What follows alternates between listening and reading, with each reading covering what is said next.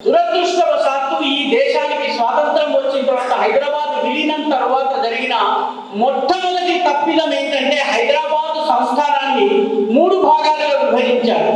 మరాఠీ మాట్లాడే వాళ్ళని మరాఠ్వాడ మహారాష్ట్రలో కలిపారు, కన్నడ మాట్లాడే వాళ్ళని కర్ణాటకలో కలిపారు. నిన్న మొన్నటి దాకా దానిని హైదరాబాద్ కర్ణాటక అనేవాళ్ళు ఈ మధ్యనే దాన్ని కళ్యాణ కర్ణాటక అంటున్నారు. ఒక జ్ఞాపకాన్ని సమర్థవంతంగా మనం చెప్పేస్తున్నాం. హైదరాబాద్ కర్ణాటక బదులు కళ్యాణ కర్ణాటక అంటున్నాం. మిగిలిన తెలుగు మాట్లాడే ప్రాంతం ఏదైతే తెలంగాణ ఉన్నదో దానిని 2 సంవత్సరాలు సొంత ప్రభుత్వం ఉంది బూర్గుల రామకృష్ణరావు గారి.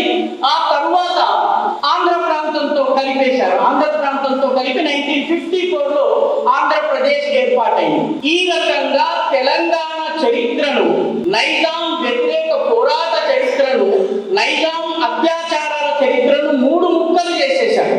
3 ముక్కలు చేయడం వల్ల దిస్ ఫ్రాగ్మెంటెడ్ హిస్టరీ వల్ల జరిగింది ఏంటంటే మన జ్ఞాపకాలు చెదిరిపోయాయి.